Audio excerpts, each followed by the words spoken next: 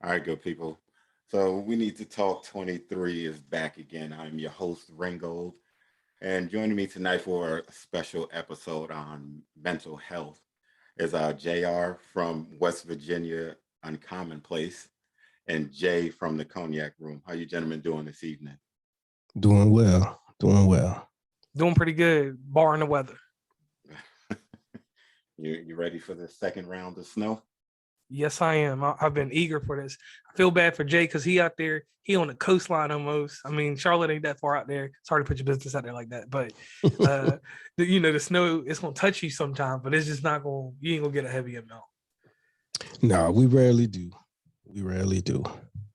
But the snow that they get is significant to North Carolina. I'm from Jersey, so when they say snow, I know what real snow is compared to DC, Maryland, and Virginia going south. So Yeah. Yeah, and I tell you a bad thing about where I'm at is like I got that stuff coming off Erie Lake, and then I got the Indiana snow and the Kentucky snow. I get three different types of snows that pass through me like a filter, and the mountains take some of that shit away from people. And then the rest of it hits y'all, or if you're in Maryland, you're lucky because every time something comes through from Cleveland and down, it's gonna smack West Virginia, and you barely see anything. luckily, we don't get it too bad here. What we got the other day was a shock. I was out of town. We got home right before it started snowing. So, yeah. but but just to jump in, I do have something that I want to start in terms of mental health. So I know we are getting more things that are trickling out now, but I'll ask you all. So when you saw the Antonio Brown situation, since we are speaking of on mental health tonight, what was your initial reaction when you heard or saw, what was coming down? I'm not talking about what we know today from, the statement that he put out today and things, but when you saw it on Sunday, what was your take on it? I don't know, man. I don't know if I really had a serious take on it just because it's typical for him, basically. You know what I mean? I think a lot of people just felt like, he's being ungrateful. He's being, a prima donna or whatever. I think that I mostly looked at that situation and I said, here is a man that really doesn't fucking care. Very true. So I didn't, in my personal opinion, I didn't at that time attribute any of his behaviors to a mental health issue. But I'm one person, I will say this, just as a disclaimer, I'm very slow to throw that label around. Yeah. Okay, now I'm gonna say this real quick. I didn't think mental health. I was thinking CTE. What type of hits had this man taken in the past? What was going on with his mind? And then that CTE and all that concussion stuff goes back to your mental. So when I seen the display, I was like, this dude's went off his rocker. I was like, he does a lot of absurd things. Like everything can be going good in his life, and then he'll go out here and commit a random crime, or he'll make a new rap song, and everything just goes downhill from there. So my take on it was like, I was like, it's a mental health thing, but I said maybe it may not be mental health. Maybe it's something to do with a head injury. Something is going on inside there does not function in the way we would do. Because if we had contract guaranteed money and we knew we was going to probably sit on another Super Bowl ring, I would probably be on P's and Q's, even if I didn't like what was going on. Yeah, because I did a show the other day called Sports Talk, and that was, the main topic was talking about Antonio Brown. And something that one of the guests brought up was, how Antonio Brown really hasn't been the same since that perfect hit when he was with Pittsburgh, when Antonio Brown was with Pittsburgh when they played Cincinnati. And I said, if you stop and think about it, that may be true. Not a doctor, psychologist, anything like that. But I said, if you think about it, that is sort of when he started to change, or when we as the public got this new Antonio Brown. So as far as the CTE thing goes, I would like to lean on it, but like I said, I'm no expert in the area. Yeah, me either, but it's just kind of like, when he was with the Steelers, he did get rocked really hard. I'm talking about because he was really playing in his prime. That was when he was in his prime. I don't know what he's doing nowadays. I ain't gonna disrespect that man, but I want to say he was in his prime then. And like after that, just to display how he went off the field, the later antics that they tried to talk up. And if we can clarify something, he hasn't been released yet, has he? I saw some reports that say he was released, and then I saw Yeah. another one saying that he hasn't been released. So I don't know which side is true and which isn't. Yeah, that's up in the air still, I think. All right, so one of them deals, I think that they're going to kind of do some type of cosmetic work with it and fix his situation. Like I think he's gonna end up staying on that team, but they're gonna have to get him some help because they're not gonna just let this slide. And if he refuses to help, then that'll just seal the deal. He's gone, no more NFL career. He can go make rap records and try to holler at Asia Doll. There is a part of me that believes he doesn't want to play anymore. That I took the same approach when I saw him, because just the way that he snatched off the shoulder pads and things on the sideline and then started throwing stuff into the cloud. I mean, he was waving goodbye, and you just looked at it and go, sort of what you were talking about, JR. He just said, fuck the money, fuck this Super Bowl. I have won, and I think he was just comfortable in his skin and where he's at, the way he ran off the field. He was actually happy. I don't know if you saw the footage with the Uber driver and all of that stuff. Yeah. It was almost like he was relieved, and he's just like, hey, let's go live a little bit. Let me go live some life a little bit. I don't know what disciplines these guys are really under. Like, I don't know it from an experiential perspective, but I mean, he just seemed relieved to be done with that shit. And I know what that feels like. I've been there. Yeah, I mean, sometimes, like I said, it may not make sense to others, but to us, like you said, that just to have that off your shoulders, like, he probably hasn't felt that good about something, walking away from it since maybe high school. You know what I mean? Freedom. Like, yeah, freedom. Between the hits and the schedule and training and practice and everything, like you said, that freedom is something that no amount of money can truly give him. I agree with that.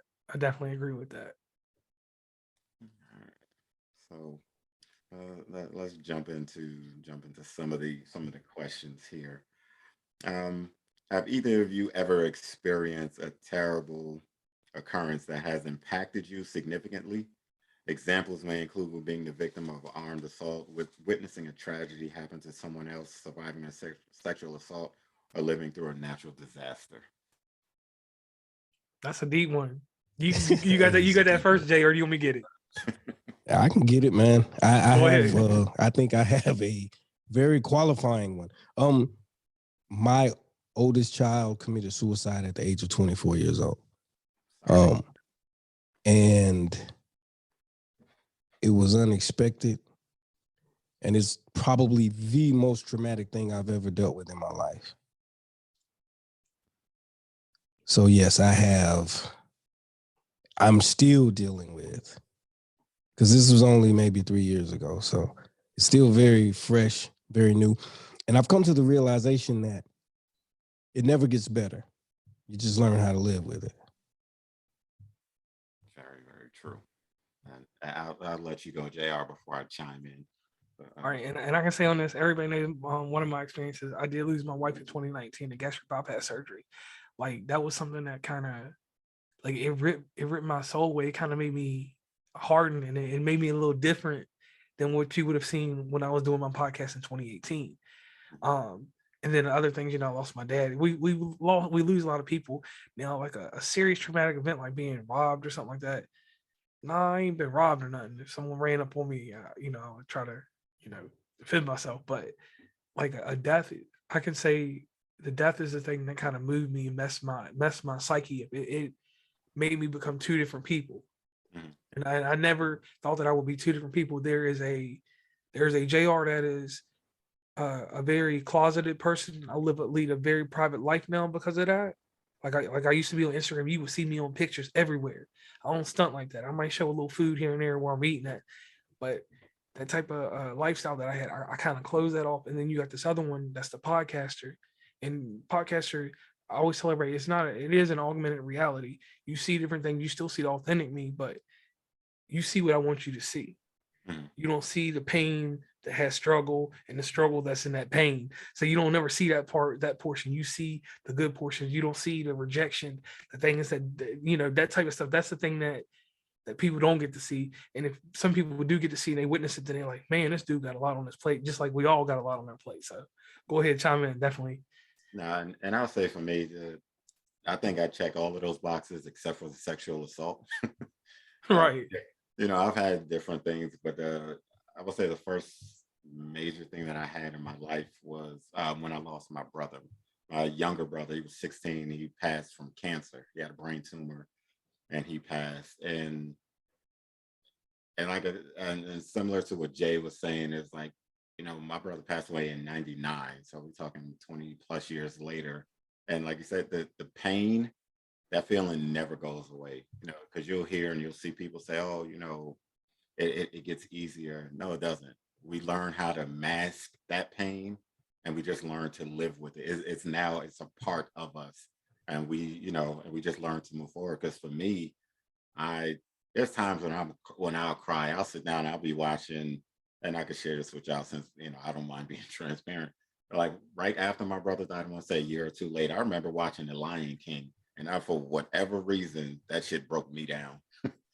I'm sitting there and I'm just like, what the hell is going on? And I just start crying. And it's little things like that now where I could hear a song or something just brings that memory back. And before my brother passed, I was a total asshole when it came to emotion. I wouldn't show any emotion.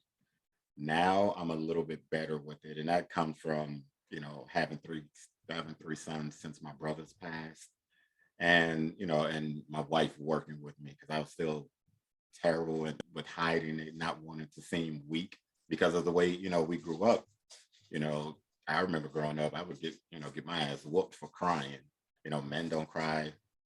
Me, I'm background in West Indian, so in the West Indian culture and stuff, men don't cry, men don't show emotion. So for me, it was, all right, I got to hold this in. But now it's just like, fuck it, I need to release this, because holding it in makes you a ticking time bomb, and 9 times out of 10 you're going to end up going off on the wrong person. So to what you said, Jay, yeah, we just learn how to mask the shit. It doesn't get better. We cope and we deal with it. We make it a part of us. And I'll add this in there real quick. I think the hardest thing too with dealing with them deaths and stuff like that is the triggers, because in life, ain't much age difference between us, but I was not taught about triggering activity. I wasn't taught that this is going to trigger you to feel this way, or to feel or react to something this way. So up until I'm 36 now, up until my mid 20s, I didn't realize that certain things just trigger me and got me into certain spots mentally. Like for instance, with her dying, like I can't go to Indianapolis because we spend a lot of time in Indianapolis, Cincinnati, Louisville, and Columbus. Even though I have to work in those areas, I have to start clear of Indianapolis because we did so much there. And in every street corner, every place, Butler University, wherever I know what we did there, what happened. And for me as a person, it just like stops my world. Like the last time I was there in April, I just had to stop and leave. I had to call my assistant, had him come out there and do the job, because I didn't think that something would block me like that. Because I mean, I travel everywhere and I'm pretty much like a USB cord. I hook up anywhere with anybody and anything I got to do, and nothing freezes me. But something about being in that city at the Pacers game, I just froze. And I realized I got to get up out of here. And as a man, we not taught to deal with that type of anguish. We're just told to just be tough. Don't worry about it. Mm-hmm. And this was one instance. I was in the stadium alone watching this sorry ass team play. Sorry about that. But and it just something triggered. We was there a year ago. I was a year ago with her there, and we were enjoying a basketball game, blah, blah, blah, blah, blah. And it's just weird that triggered that. Eating a piece of pizza, the little pizza joint on the corner, triggered that stuff. So I just hopped in my car. I drove 4 hours straight back home. Didn't think anything of it. Went to work the next day in West Virginia, but it was just like, how was I gonna let something like that stop me? Something triggered that I didn't have a way to counteract or react to it. It was just, I got to get away from it. And that's one of the hardest mental health issues, because sometimes you can't walk away from things like that. I had the luxury to do that, but a lot of times in life you gotta face that head on. And even to right now, I'm not going back to Indianapolis if I don't have to. I'll go to Fort Wayne or something. I'll go around, you know. So, Jay, do you have anything else before I ask this next question? Uh, nah, man, not really. I will say this, like when you talk about triggers, I believe, and don't ask me how, man. Like I truly believe, and I know that a lot of people believe that they're gifted and they're special in different ways, and most of us are. Mhm.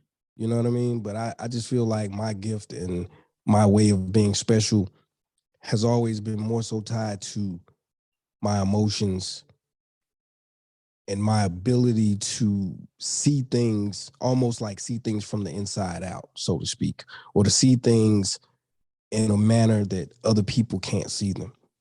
Like I feel like I'm gifted in that way. Like I can see to the root of a problem. Like there could be chaos going on and everybody's trying to figure out what's going on. And I automatically know this is why this is happening.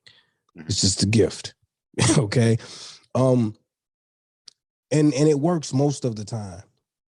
Didn't work with me and my child or that situation. And that's how usually it goes. You know what I mean? You can be the most gifted and give the greatest advice and your house tore the fuck up. You know what I mean? That's just reality, man. But because of that gift, I feel like I understood triggers before I knew how to explain them or heard what they were. I understood that because I remember giving an analogy as a very young man that if someone did something to you and they breathed a certain way and they smelled a certain way, hearing that breathing pattern and smelling those scents could potentially drive you over, remind you of what you were going through and drive you, over the top. I remember saying this stuff like as like damn near a grade school kid, bro. Like seriously. Don't know where the hell I got it from. Old soul. You know what I mean? Don't know where the hell I got it from. But I do know that because of certain things, there are times that I have to go past the site. The site of where this thing happened. And some days I can go by there and, it's tolerable. And then there are some days that I go by there and it's very intolerable. I can't take it. I have to, pull over and get myself together. So yeah, definitely things are very, very triggering. And I understand triggers, man. And it goes back to what they used to say to people that have addictions. They were like, you should avoid certain people, places, and things, because these will trigger certain things in you that'll cause you to relapse and use or whatever. I've never been a user of anything. I've never been to rehab for anything. But in my previous life, I did some hustling. And where I'm from, if you get caught hustling, they send you to rehab anyway. You know what I mean? So that's where I got that from. But at the end of the day, I understand what you mean when you say you have to avoid certain things because they can be triggering. And I've often, I think I don't intentionally or purposely go to these locations or to this location.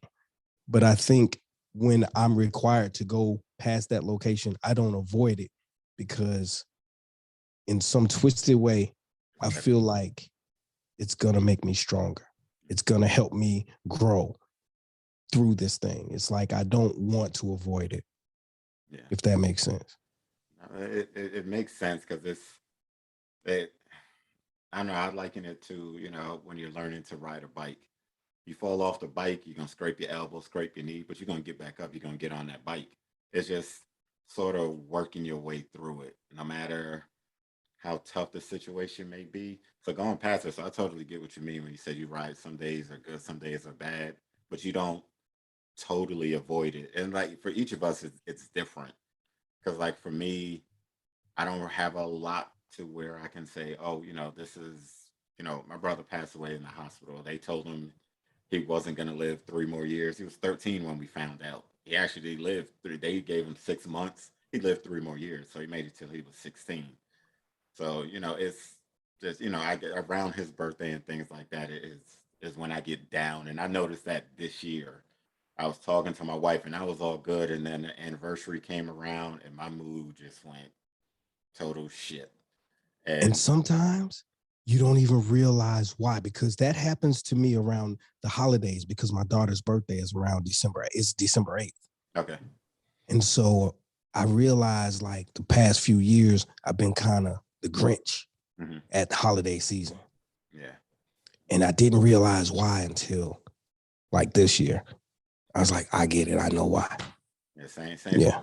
My wife was like, maybe you need to go talk to somebody. And it's just like, I don't need to talk to nobody. I'm like, all right, it's only going to be a week or whatever the case is. And then I'll be fine. And that's usually what happens. But like I said, it got to a point to where I didn't want to do anything, like, oh, we're going to go do this, this, and this.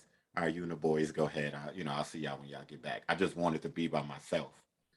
So, I mean, I totally get that. But I will say this, sort of like you said with your ability. One thing that I picked up too is that I'm very, very calm. Like I am on here now. I'm like this all the time. Like you said, chaos could be going on around me, and I'm the one in the group that's like, all right, let's relax. We gonna get through this.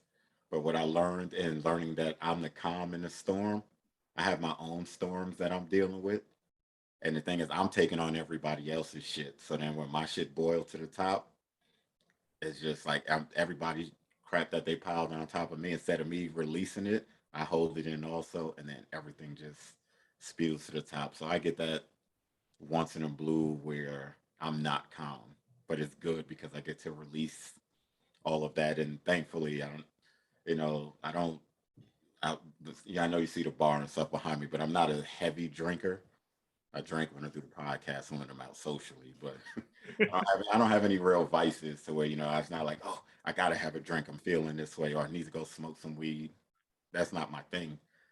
So I mean, it's just different things. So for you, Jr., have you noticed any I'll call us superhero, any superhero abilities that you picked up since? Man, I'm gonna say this because I deal with a wide range of people.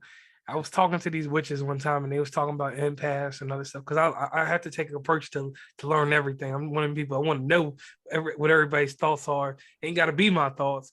And I sat here and I listened to these witches. They was telling me about empaths and some extra stuff, and I was like, them some good things. The word is divinity or divine stuff. Um, all those divine notions and stuff, that's all fine and dandy for someone that has to have that in their moral set, in their morality set. But for me, nah, no superpowers and nothing like that. The only thing that I got and now it's a certain period of time. I know like in February and I know in July, like when she died and then her birthday, I got to stay to myself, get inside that bubble and just do what I got to do for me and not worry about everybody else.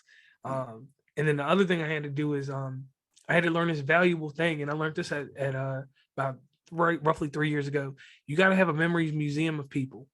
Some people you got to place inside your mind and let them sit back on the shelf inside your museum.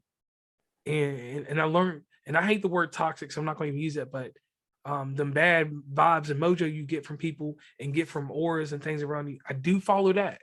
If something ain't right, if it don't sit right well with me, or if it just rubs me the wrong way, I've learned now to walk away from it.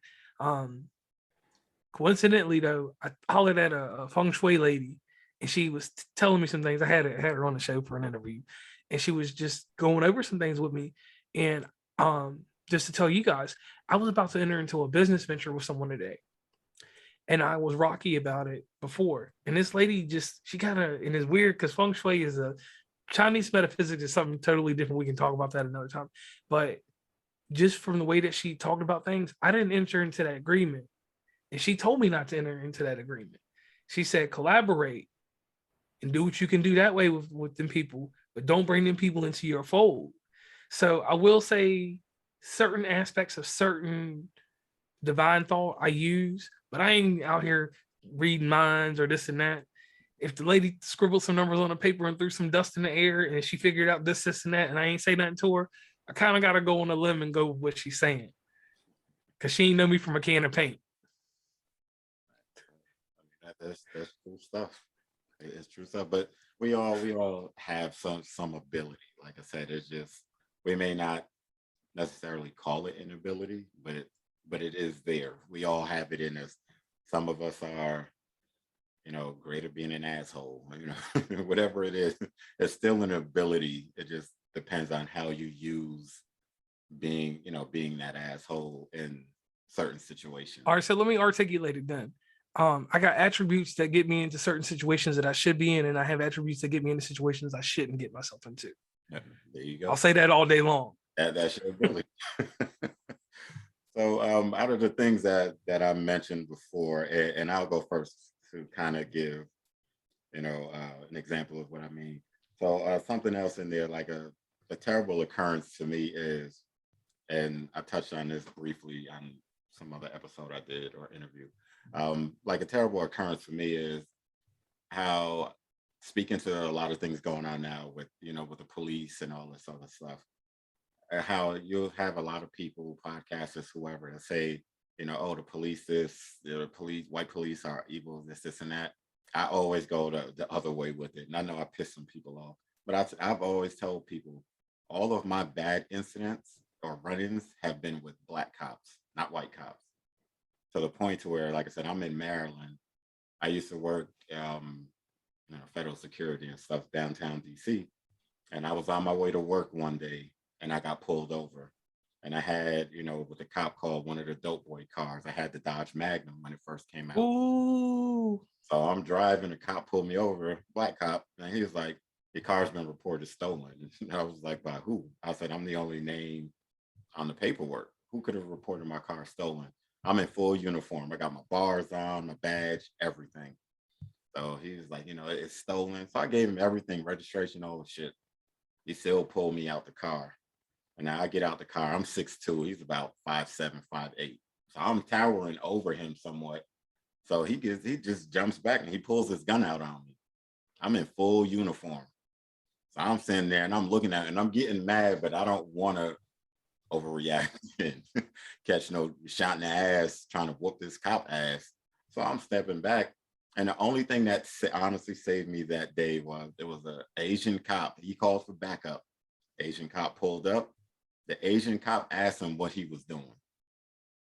Other than that, he had his gun drawn on me and everything.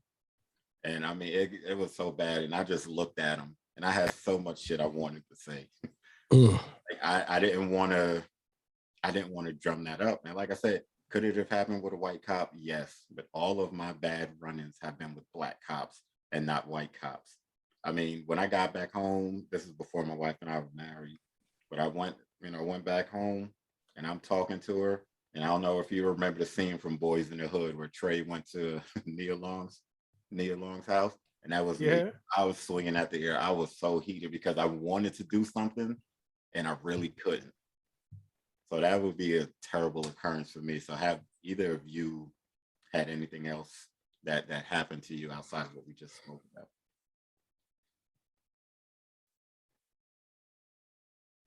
Oh yeah. I live in West Virginia.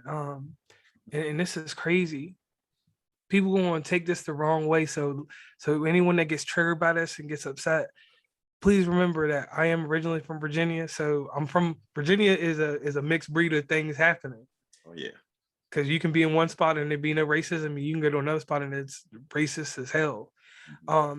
In West Virginia, the craziest thing is like you said, I've had counter racism. The opposite racism, it should be racism I get from white people that I get from Black people of our own kind. When and this is something that really bothers me, and it happened to me in podcasts, and also we are all successful in light of what anybody says. The job you do when you're outside of podcasting, that's your job. You make money, that's your prestige. You handle your job. You do what you do. And a lot of work with what I do, I am in the public eye. I deal with lots of people. Obviously, we all know who I work for, and when it comes time to it's not that I don't call it the land spree or anything like that. When it's time to try to help somebody step up or go above and beyond, the traumatic thing that happens to me is I get called Uncle Tom. I get called I sold out. I did this or that, and that's even with my podcast. I have people that'll say, well, JR, you sold out. Your podcast is flat. It's not urban enough. It's not this or that. And like that's a traumatic event that happens to me constantly every other day with a different Black podcaster or with anyone else that feels that my podcast doesn't sit in a certain area and in life tying into life. Like it'd be instances when I would get promoted in a position or I didn't get promoted and I tried to help somebody else get promoted or just get them on the same level as me, and it'd be inside my own race. These people is like, he's Uncle Tom, he's just trying to move forward and he ain't trying to carry anybody with him. But what I learned as I got more up in business and got more savvy is that it's all right to leave a dotted line, but it's not all right to hold somebody's hand and show them what side to be on that dotted line. So that's the traumatic that stuff that has happened to me, and that does constantly happen. Is that our own kind? No one wants to measure success. They just want to just get to the top real fast, and anything they do, be it the job or anything. And if they see somebody that's working and they're the same ethnicity, they just want to put them in a box and just say they're this and just leave them like that. Absolutely, bro. So here's the thing, man. I've been to federal prison. I have never had an unpleasant experience with a cop, detective, or federal agent. Don't know why. Well, I partially do know why. Won't get into that. You get more bees with honey than you do with vinegar. You know what I'm saying? So I don't make waves, man. It's like, shit, you got me, let's go. You know what I mean? Like anything, any quarrels or any issues I have, we'll deal with that on the back end. But I feel like some of the, outside of that, like some of the most traumatic experiences that I have had have just been from like kind of similar to what the brother Ringold was saying, from my own people, but not in the sense of our own people, but not in the sense of being a cop, but just being other Black males who, for whatever fucking reason, decided that they should fuck with me. You know what I mean? And I know that sometimes maybe it was related to females, sometimes maybe it was just related to indoctrination and mindset or whatever, but it was traumatizing in the sense that a lot of those incidents took me outside of who I was as a person. And what I mean when I say that is I've always been kind of hot-headed. I've always, just felt like, and I had very negative influences in my life growing up. I had uncles and aunts, people who were like, pick something up and knock the hell out of them. And, so I embraced this mindset and this way of doing things. And so, I went through a period of my life where I was very violent. I didn't go out bothering people. I didn't pick fights. But if you brought the shit to me, then there would be blood. So that was very traumatizing to me, man. It was traumatizing to me to have to be put in a situation like that, number one.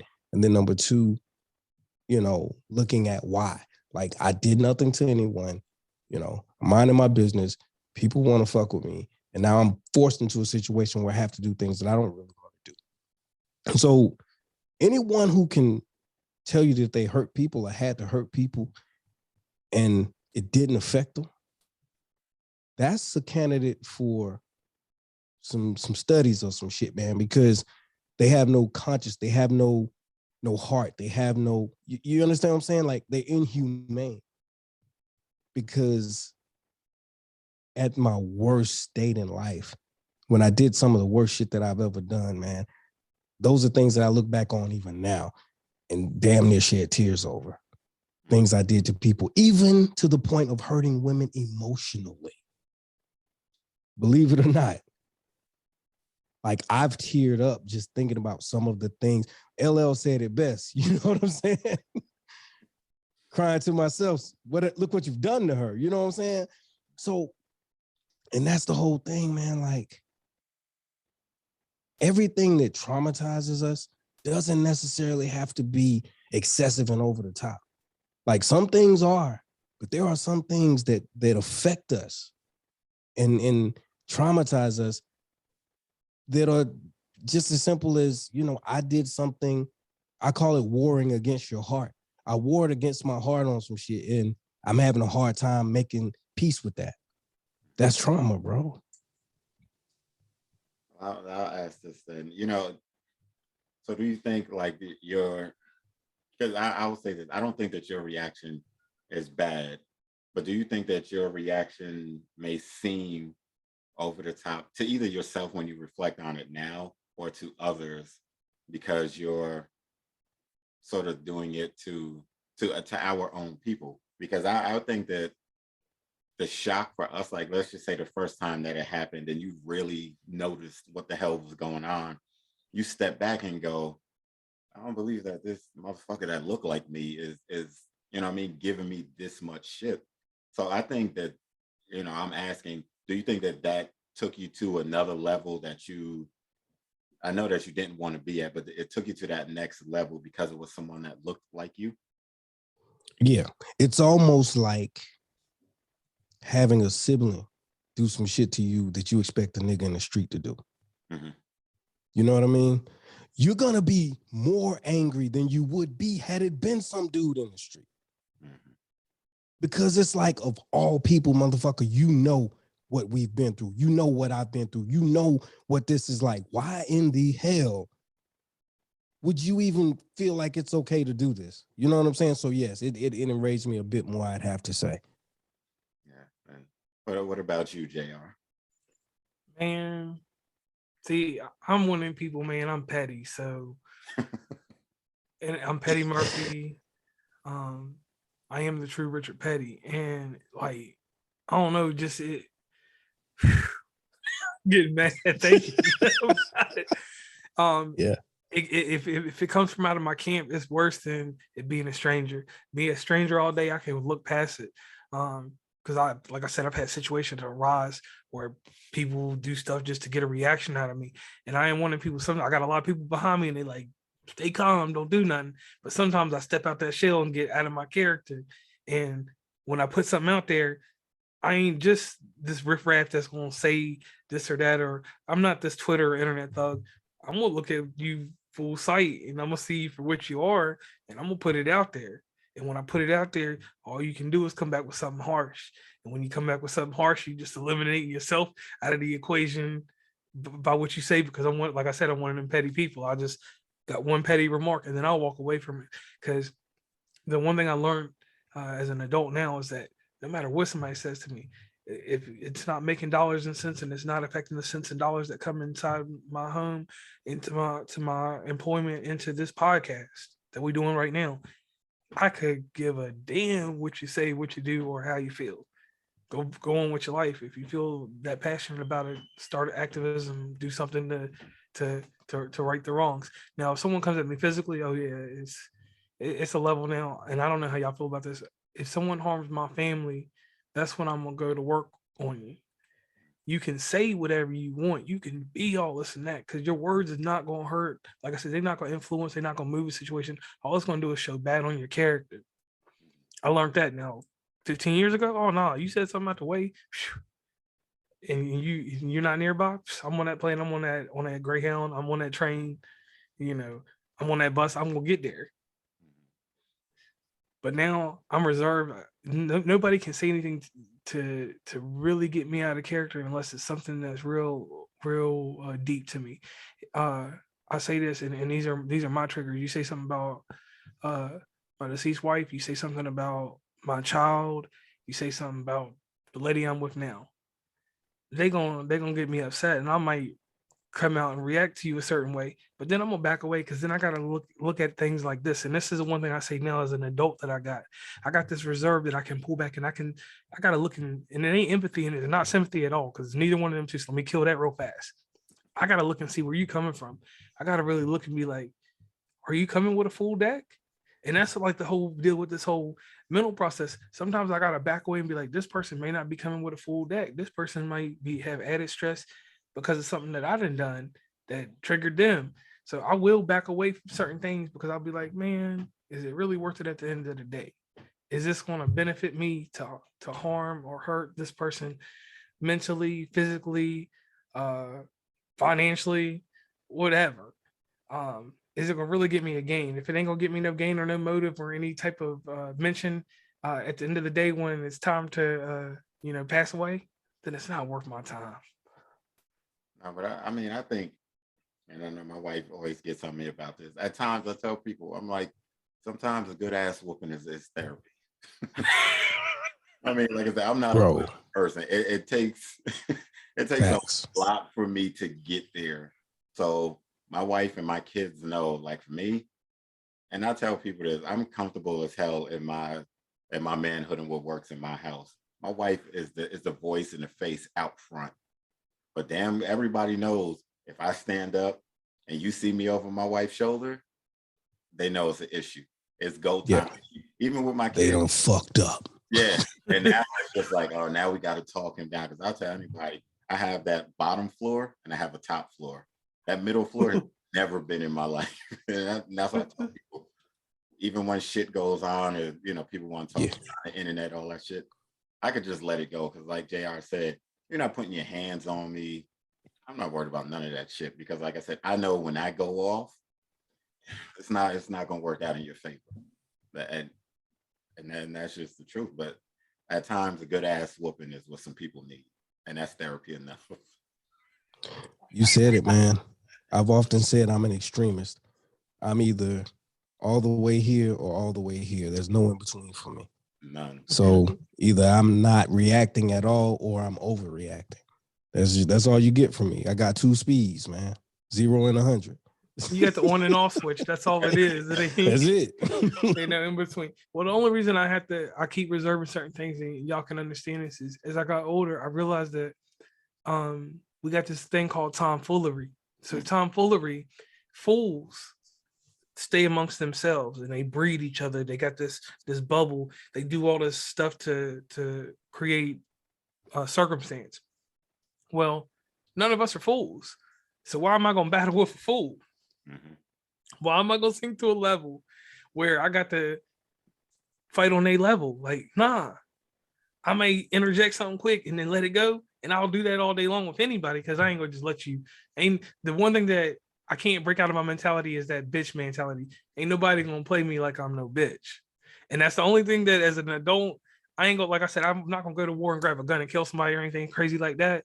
But if somebody ran up on me and they talking something and they swing, if I weave and I get out that hit, yeah, you're going to catch that 33-piece chicken dinner, or you can catch that whole chicken, the 8-piece bucket. But that's only if the circumstance arise like that. I hate to do that to somebody, but that's just how I was raised. And like, it's something about, and I relate this to, I was listening to Uncle Dolomite. He had a show that just came out about talking about all these people being gangster and stuff like that. Man, I'm from Virginia. I'm from rural Virginia. We didn't fight with guns. We fought with our hands. Mm-hmm. And the thing is, if you lost that fight, you had what we call a run back.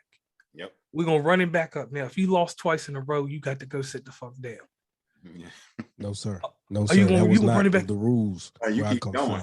If you beat me, every time I see you, you know how the young boys say it's on sight? It's on sight until I win one.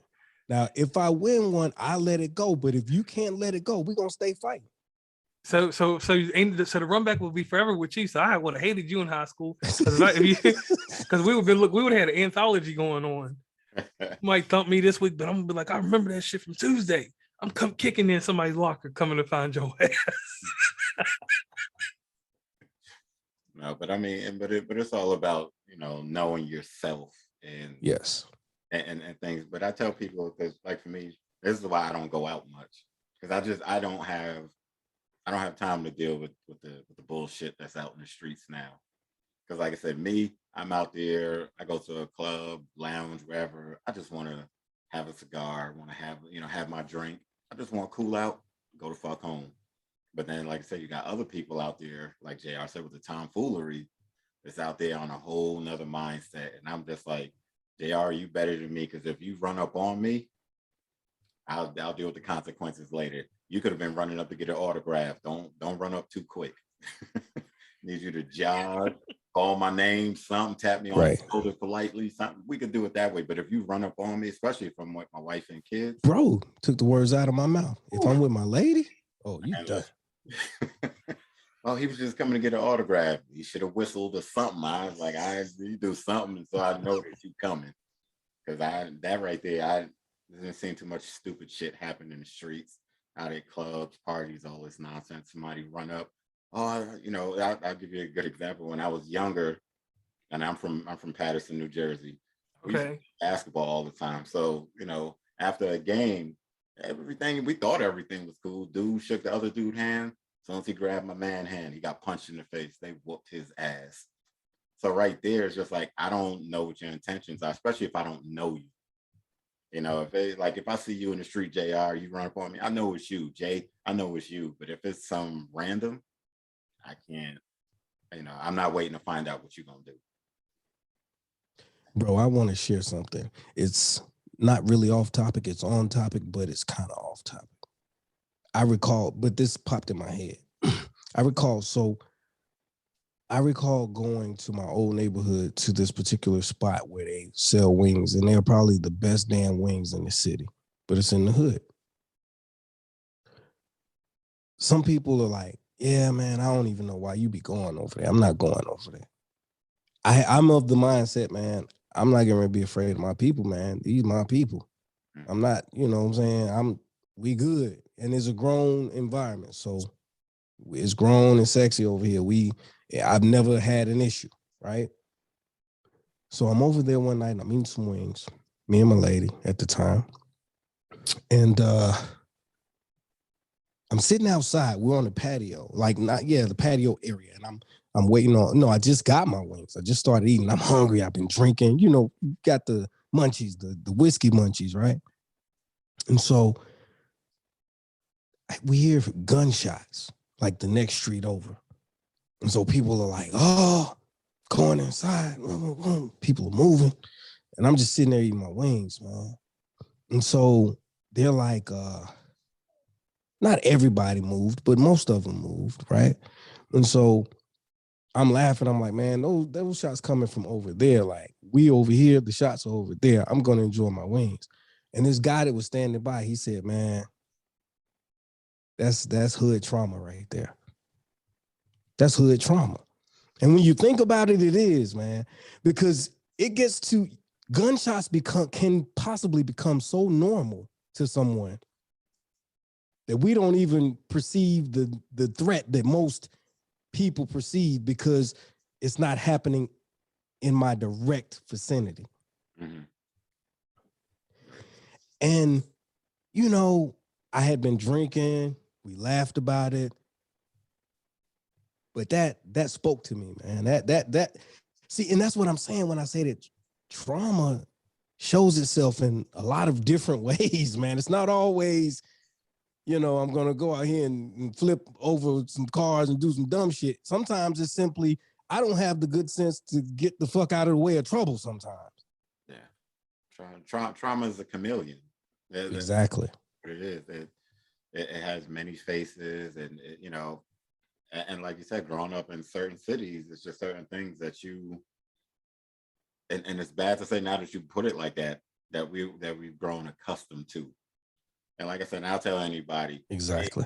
I'm not a super gangster and none of that type shit. Oh, not me by a long shot. But I tell them, oh, you best believe I'm gonna do what I got to do to make sure I get home. Oh yeah. So I'm just saying that to say, I didn't grow up around a whole lot of guns and all that type shit. But even like now, I'll hear someone walking down the street, car backfire. People, oh shit, nah, there's a car backfiring. Exactly. Like, and I just even if I hear gunshots, it's just like, all right, that's not close. It's not exactly. There you go. Right, it's not close. You know how close that shit is, but not up the street. Yeah. No, that's like 2 blocks. That's far away. The bigger the sound, that, it sounds like an AK. That sound like this. It's different things. And like I said, it sucks that is a type of trauma we become accustomed to, is hearing those gunshots and different things like that. And we've just learned to incorporate it in our everyday life, where the people that are running, we may look at them and laugh at times, but they got the good common sense to run. Exactly. Bro, like that's the thing. Like I've been in the club and a fight breaks out right next to me and people are getting up, moving their chairs. And I'm just sitting there because of like post-traumatic shit from prison, bro. I'm not a tough guy. Let me clarify that. I'm not a tough guy, man. I'm not. And I've never tried to sell myself as such. But what I will say is I'm not a real scary dude. A lot of shit doesn't scare me. And that's probably to my detriment. You understand what I'm saying? It definitely can be, because it's I don't go looking for trouble, but it's just certain, like you said, certain things it just doesn't move me. Like acting dogs and growing up in the city, I could walk into somebody, oh, that dog is loose. I ain't worried about that dog. I mean, like I said, might be to my detriment. I'm not thinking I could go up in, what's his name, Jack Hanna, go up there and talk to the animal, no shit like that. But I'm not gonna run either. You know what I mean? Exactly. Dog, grew up in the city, been around dogs all my life. Exactly. And that's the thing, bro. How many of you guys have found yourself in a situation where you were actually afraid or nervous, but you refused to show it? Oh man, all the time. I'll give y'all one real quick. Growing up in Virginia, my family moved, like my father's side of the family moved to Maryland. Like that's where they lived, Prince George County. They was out there, Suitland. It was the Marlow Heights. They was around everywhere, Landover, Baltimore. So being a country kid, you know what I'm saying, a country from the suburbs too, the gunshots that we hear are from hunting. And if it's a domestic and somebody's getting killed, that shot, you hear it in the trailer park, you know what it is, you knew how to bounce, you got to wait for something like that. And in the city, when that stuff happened, like you said, hearing gunshots, it was real tight. You kind of got a feel for things. But man, when I went up to Maryland, up in DC and around that area, like I was never afraid of nobody, because I've never had, my heart don't pump no Kool-Aid, as we say in the South. My heart don't pump a bit of Kool-Aid. But it will be certain instances when I turn 18, 19, 20, 21, and we're downtown, Southwest, different places that I necessarily had no business being in. And you would see some stuff, because they always, no matter where you go, they try to test OT out of town. If you're from out of town, I got an accent. My accent sometimes carries, like I'm not even from Virginia. They'd be like, you from fucking bumfuck Egypt. So when you hear it, and the clarity in my voice makes you all like, oh, he's an educated brother, so I'm gonna test him. So I will be in positions where people would try to test me, just because I got that vernacular in my voice. You're hearing my voice a little bit clearer than everybody else around. So in them instances, sometimes, be somebody a little bit bigger, and it'd be somebody smaller that got a gun or something that's trying to play tough. And in those type of instances, my heart didn't pump no Kool-Aid, but that blood was boiling a little bit different than what it used to before anything happened. So I've had instances like that, and in those instances, it was always, and I found this out now, the person that was doing that little extra bullying was just scared themselves. So I learned that it's a lot of fear that goes into the other person when they're trying to present violence or something negative. So ever since I learned that, I was like, okay, I can play this calm and cool. I can walk away from this, because there's something underneath all this ogre skin and shit that's bothering that person. I ain't a doctor. I'm not a psychologist. They ain't a friend of mine. So fuck them. Let them go on their business and let somebody else handle that. And that's my toxicity there. I will admit that to everybody. Sometimes some people want to play tough guy, want to do this and that. Man, I'm gonna just look past it. Be tough guy. Do that. If you got to play tough guy past the age of 14, something's wrong. You ain't got to be a tough guy in your 20s, 30s, or your 40s. And definitely if you're in your 50s and you're still a tough guy, you got to be careful. You lived a long time. It's crazy. You see OGs getting popped now. You see OGs getting popped and all this crazy stuff, and this mentality that you got to be hard. I've never understood that, because the hardest person still gets knocked down by the softest hit. And that's true in anything. That's even in boxing, because we didn't see some hits. Some people get some really soft hits. They took hard hits the whole time. Get touch, get love. I call it a love touch. Get a love touch, and hit the ground. So all that tough man stuff, like I've never, no reason to ever have any type of bravado like that. Like, why do all that? Well, them hysterics hysterics and all the stuff that you're doing, at the end of the day, when it's all done, people just sit back and laugh about it, and they just don't say nothing to you. They may be all what you want to say. They may be a little afraid of you and keep that, let you keep that tough guy persona. But after it's all said and done, they walking away like, man, this is a clown. Let's get this dude. Let's put him on Apollo. Let's make some money off of him. You know. And I would say for me, it like I said, I just want to reiterate this again. Not no super tough guy, but for me, there's been times when I've been scared, like being with my wife and kids, because like I said, I'm either calm or I'm going off. And my fear has always come from, being in instances where somebody want to play tough, and it's just like, my kids really gonna see me do this. And because I already know if I'm gonna catch me a charge, protecting myself, protecting my family, I'm gonna go all the way. I'm gonna get my money. And that's my thing. It's just like fear of the unknown. Because sometimes you're afraid of what you're gonna do to them. Yeah. And, yes. And my wife has been around, I've only reacted like that one time. And I mean, it's to the point to where my mother and my wife couldn't even calm me down. That's how mad I was. And it was just, and they were telling me what they were saying to me. And for the life, I couldn't tell you anything anybody was saying to me. The only thing I remember, and they told me afterwards, they said, we were pulling you back and you were dragging us. That's how mad I was. So like I said, I can't honestly think right offhand of anything where I was scared for myself necessarily, but I was scared for the person and what my kids or my wife and my mother would have seen me do in that instance. Because like I said, for all the people that have never been in a real fight or a street fight or anything like that, there is a real place of where you black out and you really don't know what the fuck is going on. So I mean, I would say that was my instance of being afraid of. And when you, like I said, when I sat back and thought about it, it almost brought me to tears, because I'm like, if I'd have got my hands on this person, it would have taken me away from my kids for however long, taking me away from my wife, and I would have, hurt somebody. Like I said, I'm not one.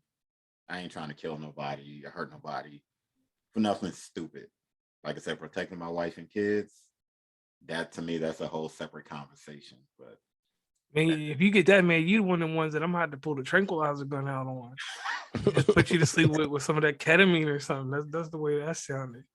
But that's why I stayed to myself, and I can let a lot of shit go. You can talk all the shit you want. You're not close to me, you're not putting your hands on me. I'm cool. But that's that one place I don't like to be, because I totally lose control. Yeah. So what about you, Jay? Have you been in a position to where you've been afraid and just refused to show it?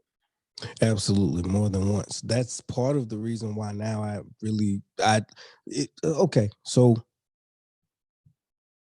if you pretend to be something long enough, you'll start to believe you that shit. You understand what I'm saying? Yeah. And so I feel like I pretended not to be afraid so long till I honestly inadvertently put myself in enough situations where I should have been afraid, to now I'm at the point where I'm truly not afraid. Does that make sense? Yeah. Yeah. I remember one time we had some beef with some older guys in the hood, man, and they heard about a little plot we had concocted, right? Some little plans we had, right? And so they caught me walking down the street at night by myself, and they were like, "Get in the car." I'm like, "Man, I ain't getting in there." And they were like, "Oh, you getting in here? Get in the car." And they showed me a little something that made me decide that maybe I should get in the car, right? So I got in the car, and they were asking me questions and stuff, and I was terrified. But I remember saying to myself, I'm young, dude. I'm like 16, 17 years old. And I remember saying to myself, if they're going to do something to me, they're going to do it. So ain't no point in me bitching up now, right? So I was like, so I leaned back, and they were drinking. I was like, man, can I have a drink? I'm a kid, man. But I'm trying to bravado. You know what I'm saying? So, got the drink and had the convo with them, and I'm like, man, it's not even like that, man. Like, y'all older than us, man. Y'all know y'all was wrong for what y'all did. Y'all was riding down the street, you hit the lights, trying to shoot at us. Come on, man. Like, having conversations with him. And so one of the dudes was like, man, I like this little nigga. Let him out. Now, I don't know what they had planned to do to me, bro. I'm being honest with you. Maybe they wouldn't have.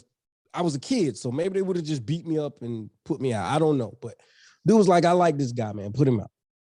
You know what I'm saying? Let him out. I got out and I walked down the street and I went home, and I'm still here to tell this story. But one thing I will say, man, is that some of those guys that were in that car that night are no longer here. And I'm not saying I didn't have anything to do with it. But what I'm saying is the type of guys that these were. Either they were going to do something to you or you were going to do something to them. So for them to even consider letting me go, when I look at it in retrospect, I'm like, man, like, maybe they just respected the fact that I was a kid, and then how I presented myself, whatever else. But these were like those dudes, like really those dudes. You know what I'm saying? That were out here doing crazy. But I do understand also that it was a different time and people move different. Those guys move different. They had a code, and you know what I'm saying? All of that. We gotta look at all of that. But yeah, man, I was afraid. I was terrified, actually. Like, I damn near pissed myself. I was scared. But I pretended not to be. And there were many other occasions where I pretended not to be afraid when I was afraid, until the day really came where I found myself in a situation I really wasn't scared. It was like, it is what it is. It's life. It's life, man. It is what it is. Like, they might get me. Today might be the day. I remember having a conversation with myself in my head, or praying, basically. Like, God, I don't want to die out here in the street in the gutter. Like, I don't want to die like that. You know what I'm saying? I know I'm going to die one day. I don't want to die like that. Yeah. But yeah, man. So then I do have a question, and this, we're talking mental health, and things like that. But do you think that that's the issue with a lot of the kids today, is that they tell themselves so long, or they pump themselves up enough to where they actually believe that they're not afraid of anything? Let me jump in on that real quick. Oh, all right. Listen. The problem with society right now, and this is the young kids, and this is the young kid to the young kid, and it's the young kid to the OG, and what the OG hypes the young kid. It's the word hype. The hype man, the man with the knowledge, the man with the experience. It's the hype man that garners respect. And these kids listen to a hype man or hype woman, binary, whatever, non-binary. I know I ain't gonna try to get canceled, so we'll just say whatever. Whoever the hype person is. The hype person is a person that never gets touched. Because the hype man, I don't care what he hypes up, ain't nobody gonna run up on him, because he's got somebody that he can hype up to run up on them. It's that hype person. That is what's wrong with society and what's wrong with this generation. There's a dude out here that will glorify this and that, and do this and say this and that, but won't be about it. It'll be a lot of fake fuckery going on in the streets, and if it's in the suburbs, everywhere else too. Don't matter where the fuck you are. That hype man is the one that he's like an escalator. He can take you up and he can take you down. And it's all on the feeling and the emotion and the ride that he wants or she wants for that time and period. And I said she too, because we all know that there's some women that will hype some shit up and have you out here running up on somebody like CJ from San Andreas and doing some crazy stuff that you wouldn't do. Because even I know when I was a young boy, and when I say young boy audience, I'm saying this like 16, 17. I ain't talking about as an adult. A girl, if she had that grip, and everybody knows what I mean by the grip, out of respect for everybody, if she had that grip and she told me that somebody was doing something that she didn't like, I was running up on you like Incredible Hulk.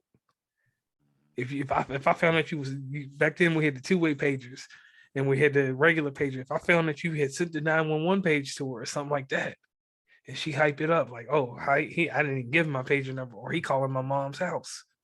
Whew, I'm running up on you worse than CJ from San Andreas.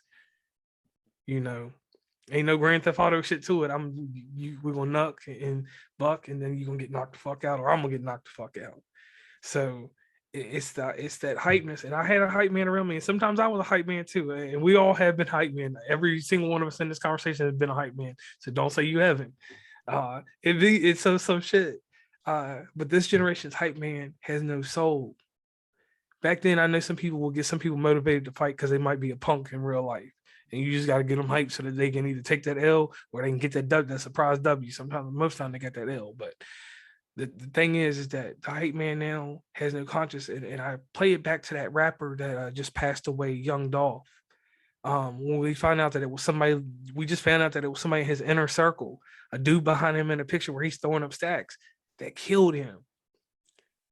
Somebody in that crew got that boy hype, told that man it was time to take this man out of this world so you can be famous.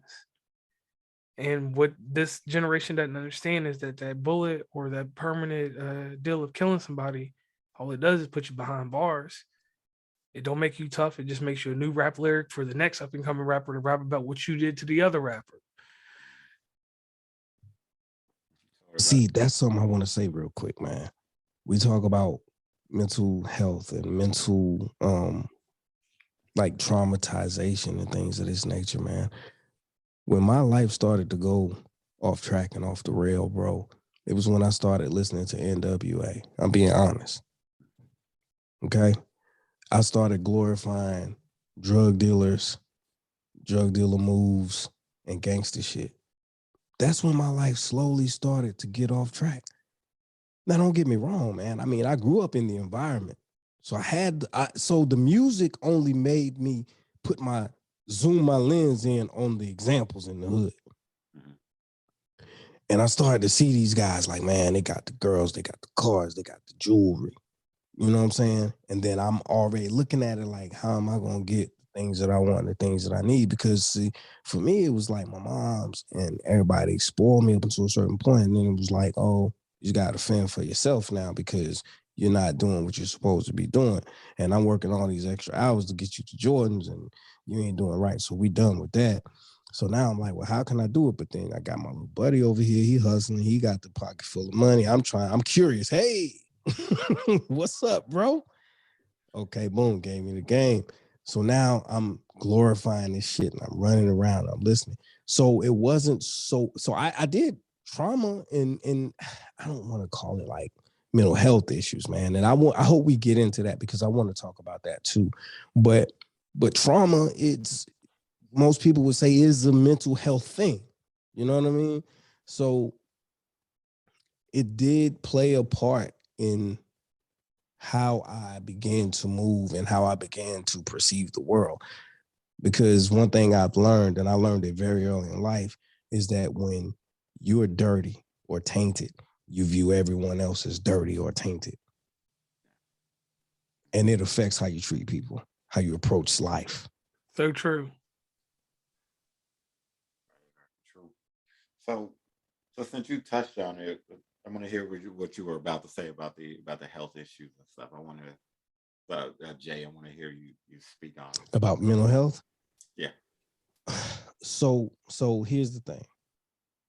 I remember being in school and them having the kids who were in special classes because they had behavioral health issues.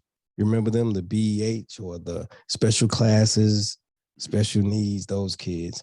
See, I was friends with a lot of those kids. We came from the same neighborhood. And I understood that the only difference between me and him is I had a little bit more self-control when I was in public, right? That was the only thing that separated us. I was afraid of that ass whipping I might get when I got home. Michael wasn't. He didn't care. But he had a different example at home. Yeah. His ideologies were different. His perception of boundaries were different. I knew that when I got home, I had a granddaddy that was going to pull a big ass belt out of that closet and tear my ass up. Mm-hmm. He had a mother who may or may not whip him depending on if she got high that day. Yeah. You understand what I'm saying? And then his examples were different. He saw different things. So he behaved. He represented what he was and what he came from and what he saw on a day-to-day basis. And I wanted to do some of the same shit Michael did, but I knew the consequences were different for me. Very true. So I looked at that and I took that in, I observed that. And as I got older, you know, I went through depression. I have many stories, and anyone who listens to me for any length of time knows like this dude been through some shit in his life. And I had moments where I was depressed, and I had moments where I had thoughts about doing things to myself. They didn't last very long because I love me some me. But at the end of the day, I mean, seriously. But at the end of the day, like those thoughts did come. And so I have to ask myself, like, am I special because I was able to ward off and fight off these thoughts? Or was it that maybe I was given some tools that other people weren't given? Or maybe I understood some things that other people didn't understand? Mm-hmm. Or maybe I just was too pussy. I'll take that. I'll accept that. Yeah. You know what I mean? So at the end of the day, when I look at it and when I think about it, and when I look at now, because see, the thing now is it's popular to claim mental health. It's the popular thing. It's the in thing, just like being gay. I'm not throwing stones at anyone. I'm saying it's cool to be gay now. So people that may not have been gay or wanted to be gay, because gay is cool and I want to be cool, I'm going to experiment with the shit now. You understand what I'm saying? Like, that's the reality we live in today. What makes me, in my opinion, a dope ass podcaster is only two things, man. It's not because I know more or I'm more special. I don't mind telling the truth about myself and being transparent, and I don't mind saying what the fuck I feel at the risk of what the fuck ever comes. Mm-hmm. But I respect and love everybody. See, that's the key. That's the key. That's a whole nother topic. We'll catch that another time. My point is this, man. So because of the fact that it's the end thing to tout the mental health thing, there are a lot of people who experience depression. Okay, so let me say this. Everybody, if you are a human being that bleeds red and lives and breathes, you are going to experience some form of depression in your life. It does not mean you have a mental health issue. It means that you're a human being and your ass is depressed. It happens to everyone. But there are some people who experience depression and say, I'm struggling with mental health issues. There is a difference between being depressed and being depressed all the time. Yeah. People who are dealing with mental health issues are depressed when the world is treating them at the very best. There is nothing wrong in your life and you're depressed. You have everything you've ever desired. You have everything you ever wanted, and you are still fucking depressed. When these things happen, then you should start looking into some counseling or something. And I'm not saying that you shouldn't otherwise, but what I'm saying is, if everybody who experienced a bump in the road starts claiming mental health issues and running to all the psychiatrists and taking up all the appointments and taking up all the time, what the fuck are the real people who are dealing with real mental health issues going to do? Mm-hmm. Let's cut the bullshit, man. Let's stop playing with this thing. I'm sorry, bro. I'm sorry. Yeah, I feel you on that. So let me give you the tell of the tape on the other side. All right, we're going to go back to March 1994. My father passed away. My father was a complete man. My dad, from balancing the checkbook to making sure the education that we provided with, the athletics and everything that we did, my dad formulated it to a T. All my mom had to do was go do her job and enjoy her life, spend her money on the weekend, do what she wanted to. She was still a mother, but this man even came home and cooked. She cooked too, but he was flame. Her shit was trash. I love you, Mom. But anyway, so my mom's life, everybody sugarcoated everything for her. They didn't let my mom experience life. Everybody protected her. Sort of like how you got that point guard that you let bring up the ball up the court, and that's your decision maker. But you don't always let them take shots and come down the lane because you're going to need them later on because they do more than score. They're the whole psyche for the team. So my mom was not a point guard. My mom was like the seventh man off the bench. And they candy coated us. And her little idiosyncrasies are the things that she was not compliant with or wasn't on point with fell through the cracks. And this is a lady growing up, born in 1958, growing up through the 60s and 70s. So her mental health issues went undocumented. The little minor things that we would just laugh at or whatever were taken for granted. So we go to March 1994. My father passed away. A car falls on his chest. He's working on it. He dies a rough death. I mean, it was quick, but it was rough. So, you know, the person you love died like that. The person that took care of you and was able to deal with your deficiencies, as someone would call it. So we didn't know these things. So my mom, you know, we're young. We get a life insurance policy. We become rich off that. I ain't gonna even sit here in front of y'all. My dad set it up to where when he passed away, we went from being middle class to upper middle class. So my mom has people around her. She's got money. She's taking these trips to Atlantic City. She living the baller life, still taking care of us. But my grandma putting us on the bus and taking us to school and living in our house while my mom is out partying and doing whatever she wanted to do. Reality hits. My mom's got to get a double mortgage because that money starts running low. And she's owing people money in Atlantic City. She's owing people money because she's out here gambling. She is a womanizer in the sense of, we'll just flip it as a manizer. She's out here running game on dudes, driving Jaguars. My mom was living the life. All on, and no one understood how her mind warped so much. So 94 to 96, she went through $100,000 that quick. I mean, I had my mom, and you gotta understand, at that time I would have been 9, 10 years old. I had my mom give me $1,000. I went to the store one day, and I'll always remember this. When the Sony PlayStation came out, the Nintendo 64 and the Sega Saturn came out, my mom gave me cash, and I went in the store and bought them with a set of games and an extra controller. In the 64, I had 4 controllers. And you know that shit was bread back then, because that Saturn was $500. And today it would be at least $1,200 to $1,300 now. So I didn't realize that my mom was going through all this stuff. So I'm learning this as I'm coming up, and she's giving us money. She's showering us with all this stuff. So we're giving this falsehood that everything's all right. But my mom is breaking down. She's grieving, but she out here spending cash and acting like cash money millionaires. So September 1996, she tries to board an airplane going to Washington, D.C. to catch up with her lover in D.C. Well, she got hair rollers in, and she's out her mind. The psychiatric ward picked her up. What we call it a mental hygiene.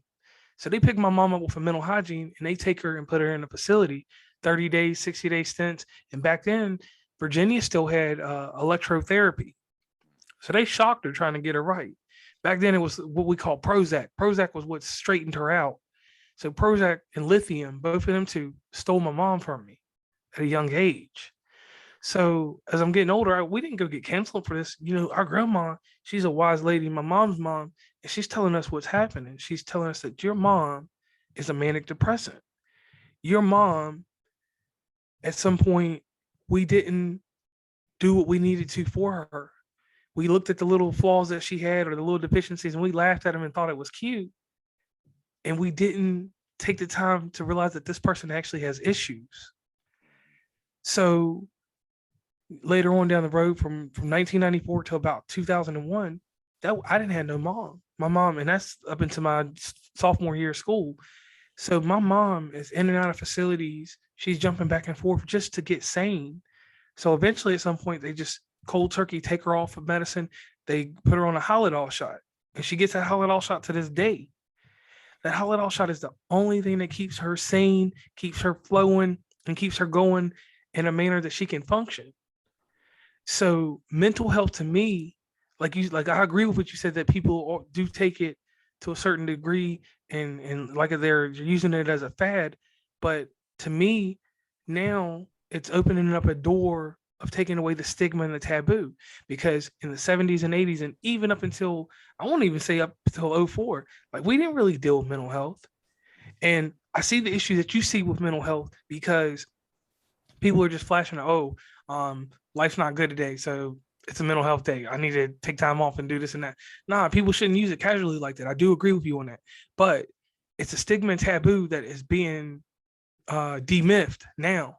Like there's no myth to it anymore. People actually have issues. And when we find, like you said, a clinically depressed person like my mother, a manic depressant, that's someone that should be glorified and you should learn about it. It shouldn't be this little casual, I'm just going to be I'm going to have mental health issues for today, or this and that. Like you said, it shouldn't be a cop out. And I wholeheartedly agree with that. But the one thing I will say is that in our society, because of the cop outs now, the people like my mother get left behind. And then when they get the help that they need, Exactly. when they get the help, people around them ridicule them because people are like, "Yo, my mom was a high roller. My mom had everything. We had 400 acres. I lived a good life. I ain't gonna sit here and lie to nobody. Not a silver spoon because we had to deal with her coming in and out of mental health places, but everything was good until she squandered all the money, and then everybody had something to say. It wasn't all hunky dory, and the people that was friends weren't her friends. It was her enemies that came and saved her, which is sad. And that's why I say sometimes you got to keep them enemies in a certain arm's length. You can't let them to the barbecue. You can't let them come to the cookout. We don't do picnics. So they can't come to the functions, but they can stay in the background. They can sit around and they can be part of something. But yeah, when it comes to mental health, I'm a strong advocate for it. It sits inside my podcast. It's one of the things that I talk about. It's one of the things that I try to deal with, because as men, it's harder for us as Black men. And everybody says that everybody wants to jump in for being stereotypical. When I say this as Black men, white men, I'm not going to even say a race. I'm just going to say this as a man. It doesn't have to do with color. As a man, it is so hard to be able to talk to someone. It's hard to even have a friend come talk to you and say, "Hey, how are you doing mentally? How are you doing in your mindset?" Like I've got over however many people in my phone, but not one of them people call me and be like, "Hey, how are you doing mentally?" I got one friend that was with me when my wife died. She lived in Kentucky. She called me ever so often, and she's like, "How are you doing mentally?" And I will do mental health checkups on people because that's something I do. But I do believe in this time and day and in life that if people is going to deal with mental health, or you're going to say you have mental health issues, it's not a checkup. You need to do mental maintenance.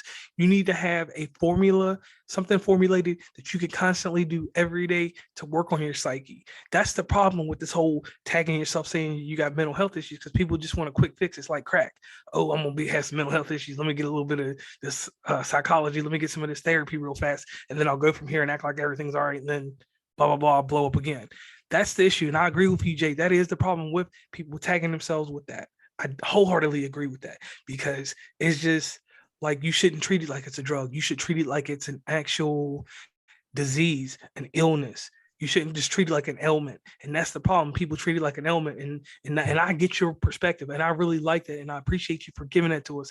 I hope you give yourself a pat on the shoulder for that, because a lot of people wouldn't say that.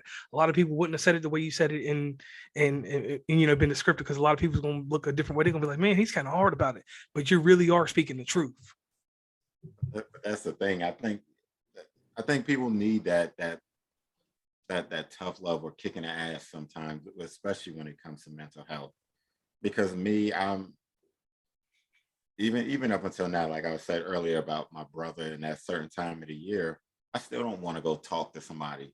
Because for me, I'm looking at it like, and this kind of flows right into my next question. For me, I look at my wife and go, well, I could talk to you.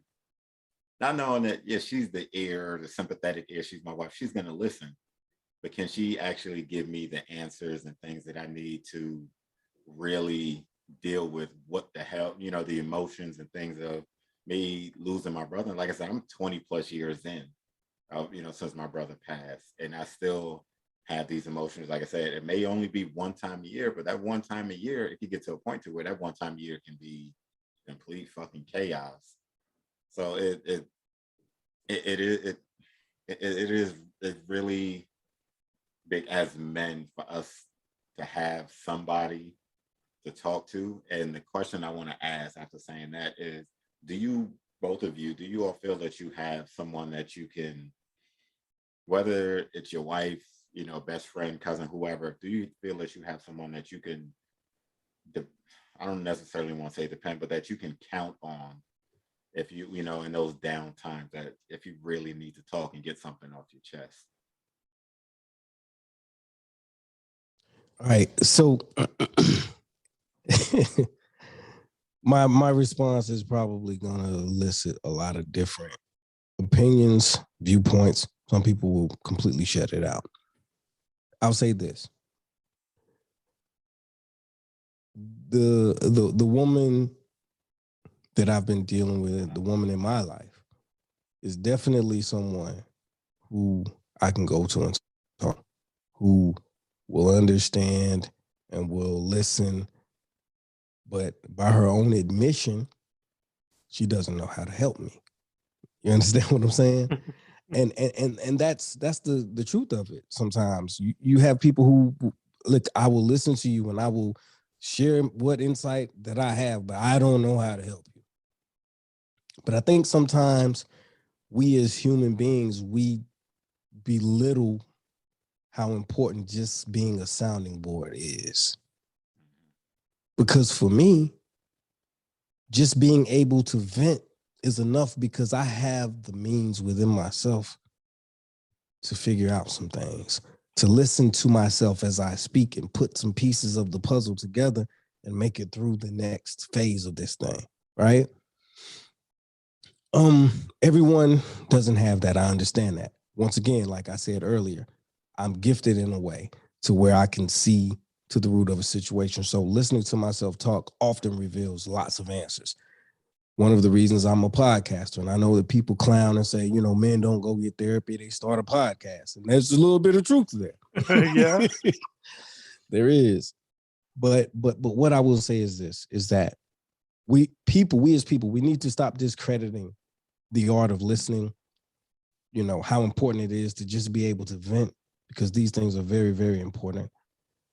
And whether or not people truly understand, to have someone that tries to understand, believe it or not, helps a lot. But for me, my saving grace in life, my mental stability comes from a place most people try to stray away from. It comes from my belief in a higher power. Whether you want to call him God, Buddha, Jesus, Allah, whatever. You know what I'm saying? Now, I believe that my belief system is the proper one, and that's why where the power comes from that sustains me? Of course. But I'll never bash anyone else for what they believe, because that's not my responsibility. That's not my place. I didn't create you. I'm not God. I can't judge you. That's not what I'm here for. So I say that to say this. I believe in what the Bible teaches. The Bible teaches that Jesus is like a perfect counselor. So if I need counseling and Jesus is the perfect counselor, then maybe I should look into having some talks with Jesus. Now, here's the thing. Faith has a lot to do with this. Intelligence has a lot to do with this. Initiative has a lot to do with this. And studying, reading, comprehending have a lot to do with this. It's my belief that when I have questions in life and I ask those questions and I pray about those things, the scriptures yield the answers. So I drink, I curse, I'll fight. I'm not above cheating and fornicating. I'm not above any of those things. But I don't have to be perfect to allow God to be God and to love him and to allow him to love me. With that being said, there's never been a situation that has occurred in my life that I didn't have the answers for, that I didn't receive the answers for through my faith, prayer, and study of the scripture. That's where my strength comes from. Can't speak for everybody else, but I find stability in the fact that I can go to the one who created me to find answers that apply to me in my life on a daily basis. I don't pray every day. I don't read the Bible every day. I don't have a dilemma every day. But if I did, I know where to find the answers. I know where to find the encouragement. I know where to find the strength. And so I encourage anyone and everyone to find a way to get in tune with your spirit and your higher power, because it's there that I feel like all the answers do truly reside. And, I'm not, like I say all the time, and like I've said, starting this off, like, I'm not special. I'm no different from anybody else. I've been through just as much trauma, if not more. But I feel like, I'm doing a pretty good job of coping and existing because I've found a way to seek the answers. So Am I saying that you shouldn't seek counseling or seek help or seek a psychiatrist? I'm not saying that. But what I'm saying is the first time, listen, I lost months of content when my hard drive or an external hard drive went down on me. I had a freaking meltdown. I had tears running out of my fucking eyes, man, as a grown ass man. I'm not ashamed to say that, bro. I was hurt.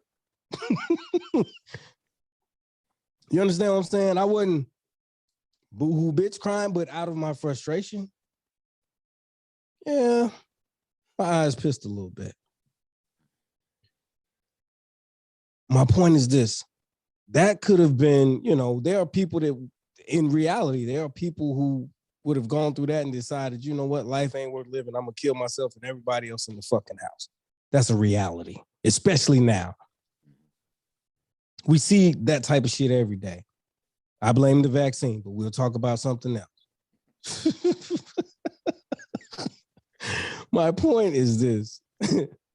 And then, you know, it's all good to joke and everything, but my point is this, man. At the end of the day, we could all find reasons to lose our shit.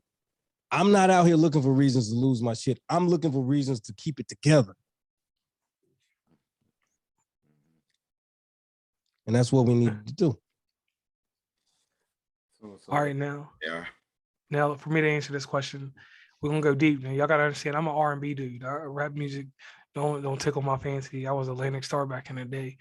So I had this thing called codependency. It's unhealthy. That's what they try to tell you. But I got a codependency on everybody. I had people that I talk to, like I can just call you out of nowhere. Even if I just talk business with you, you might not know, but that might be helping me get some shit off my chest that I want to tell somebody.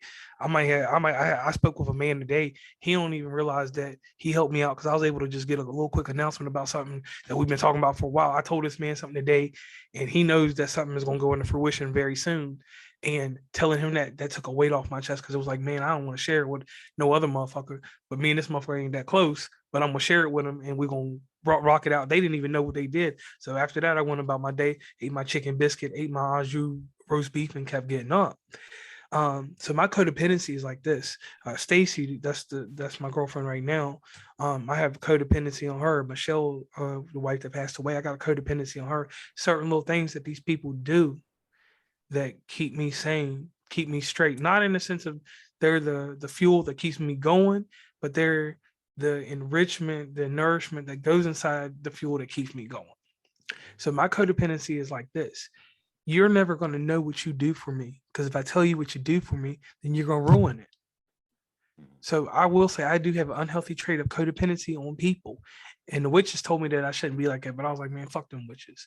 Because my codependency keeps me sane. It keeps me going. It keeps me being 170% that I got to be for people around me. It keeps me being that charismatic enigma. And I'm not Jeff Hardy, but I'm just saying it that way, that the people need that encouragement, that people need to keep going and stuff like that. So my codependency runs deep.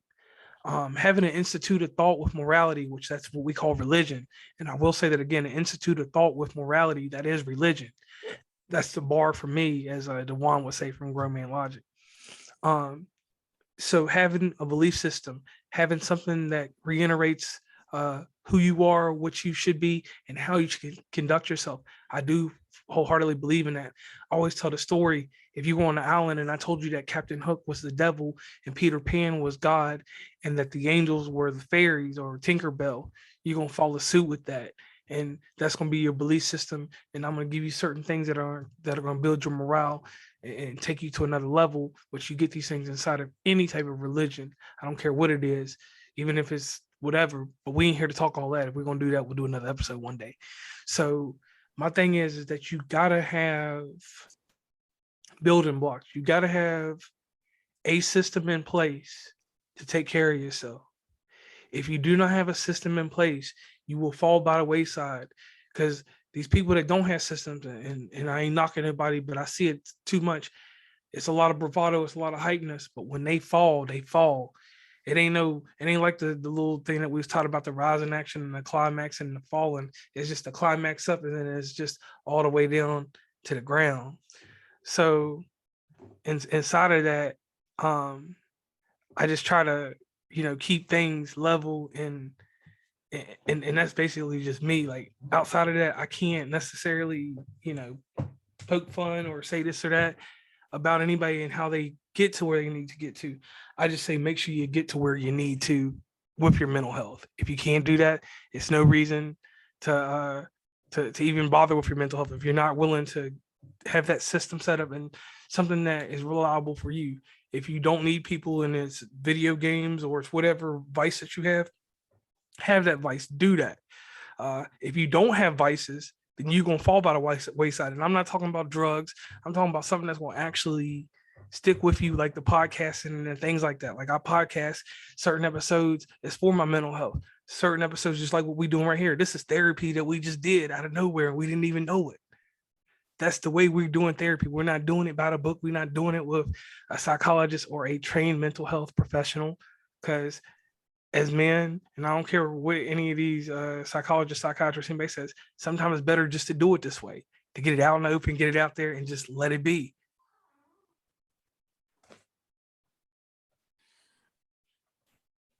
I mean that, and I agree. And I'll say this, and then I just have one last question because we're coming up on 2 hours. Yeah, you want to break this up into 2 shows. I know. Yeah. No, but I'll say this. For me, honestly, podcasting has been therapy for me. I think Jay, you said that earlier, because and I'll make this part quick so I can ask this last question. But for me, I started podcasting because of the George Floyd incident.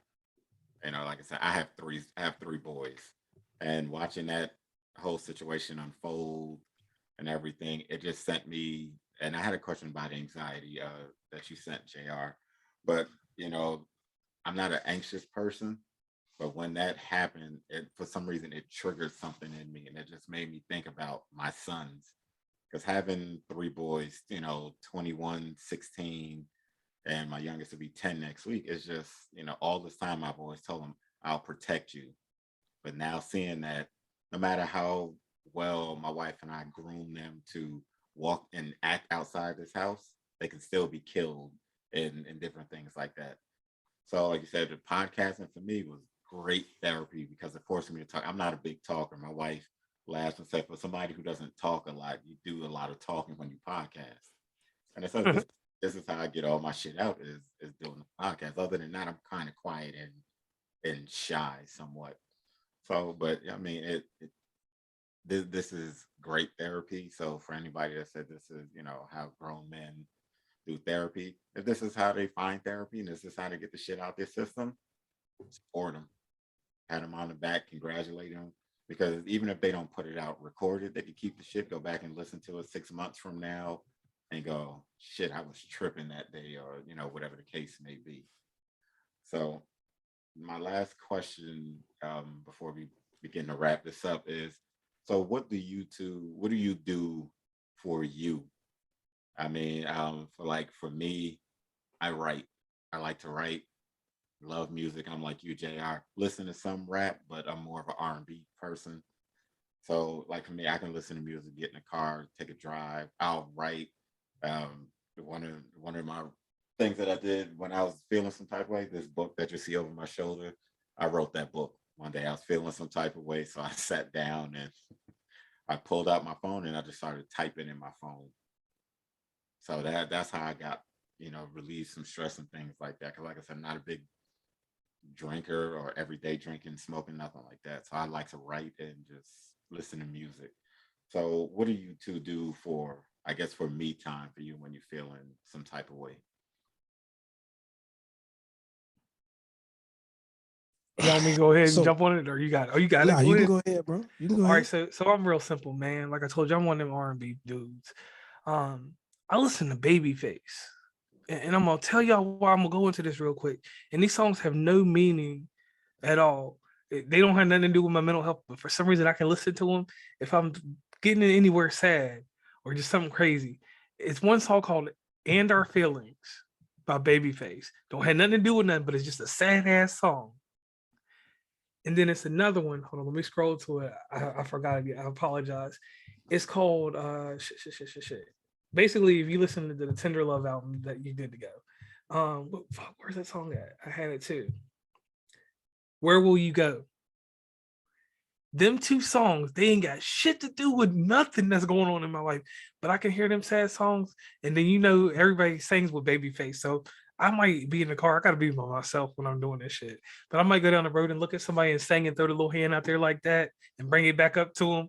They're gonna see me do a little performance. And I know that sounds a little psycho or crazy, whatever. But I can take them two songs or anything in Babyface's catalog. It's a newer one with Tony Braxton called I Hope That You're Okay, which all right, I hope you're okay. I can not base it on everything and just take certain lyrics out of it. And I'm like, this is going to help me through the day. And then I blank out and go ahead. The video games, I don't play as much as I put out there, but I'm a genius with the Mario Kart and Smash Brothers. So I will get in there and do what I got to do. Watching a movie, and everybody knows I'm the projector king. I will set up, I make it a point, even when I'm done with this interview, I'm gonna go off and me and old lady's gonna watch a movie on projector. I'm learning about Harry Potter. I never watched it 20 years and I never watched the shit. So I'm gonna watch Harry Potter 4 tonight. And if I got anything wrong with me, I'm just gonna fall asleep during Harry Potter, and that's mental exercise for me. It always goes back to the music because for some reason music has been with me from the 45s to whatever. I will just certain songs I can just listen to. And like I said, something about Babyface. He was one of them people that's got music that has character to it and emotion. So them two random ass songs, I play both of them. I'm good. And that's it. What about you, Jay? All right, so let's see. There's so many things. Definitely movies and music. Definitely movies and music. As I stated, prayer. I talk to myself a little bit. I have to talk myself down sometimes. And man, sex, man. I swear. Sex too. I forgot about that. Gotta get them buns. Very simple.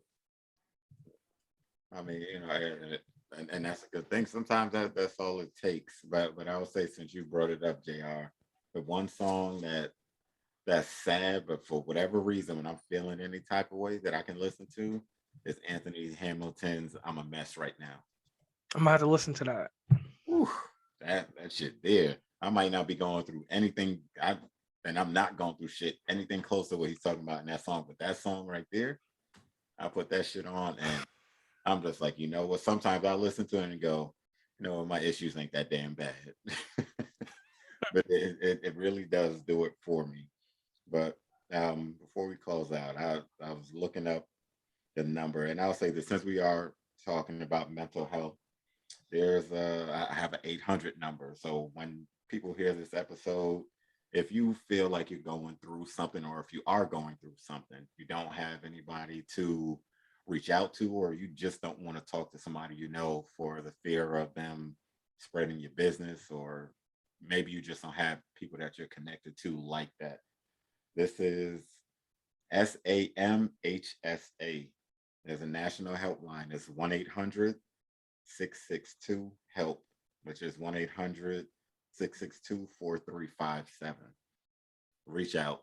It's a 24-hour number, 7 days a week, 365. Talk to somebody. And if you don't want to talk to anybody, you have an iPhone, Android, whatever, talk to yourself. Record it, listen to it, start a podcast. For all the people that laugh at men for starting podcasts as therapy, hey, fuck them. This is it's a good way to get it out. Better than you. It helps. Yeah. Rather than you keeping that shit in and exploding on your kids, your wife, your girl, boyfriend, whatever.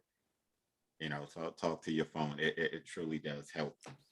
And one disclaimer I want to throw in here real quick: those Babyface songs I named, they will help you with some type of heartbreak. Because one thing we don't talk about as men either is heartache and heartbreak. I'm not here to talk about that shit, but I'm just saying, if you do go through something, Where Will You Go? And Our Feelings will help you. That they are by Babyface. Facts.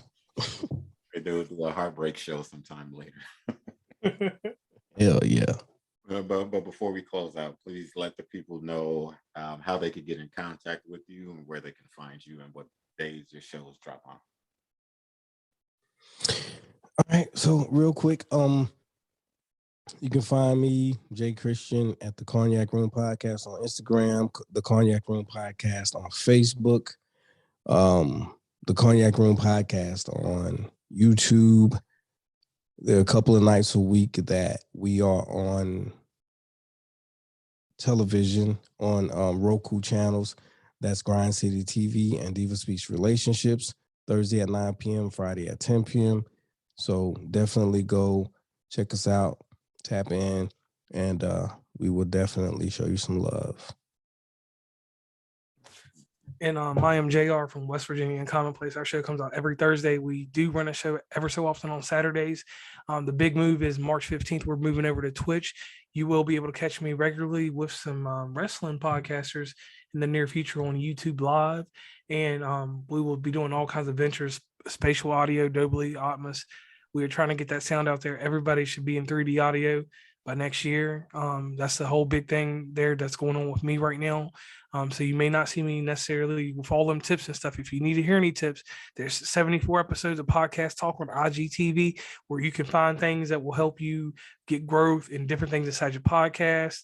And sometimes just some politics stuff in podcasting, because it's a lot of politics that we don't address and we don't deal with except behind the scenes. And sometimes it's some things that should come out into the light so that people, don't get misrepresented and things like that. So once again, WVUncommonplace.com. You can hit over there if you need consult work or anything like that. Come holler at me. It's a way to grow and it's a way to move, and you can do it with West Virginia Uncommonplace. All right, and I'll say for me, we need to talk 23. I'm trying to lock down an exact day when I drop my episodes. I was locked into Wednesdays, and then I took a little break over the holidays and stuff. And just this week, I dropped 2 episodes in 1 week, which I normally don't do. But you can find me on IG. We need to talk _23. No, I'm sorry. We need to talk 23 _ pod. Same thing on TikTok. I'm still learning TikTok. Facebook. I don't use Facebook that often, and Twitter. Still trying to get a handle on Twitter. Shit moves too quick for me, so sounding like an old man, but Twitter moves way too fast for me sometimes. But yeah, definitely tap in, check me out if you want to, get in contact with me. We need to talk 23pod@gmail.com. And any parting shots before we shut this down? All right. And again, this is we need to talk 23, and we're signing off.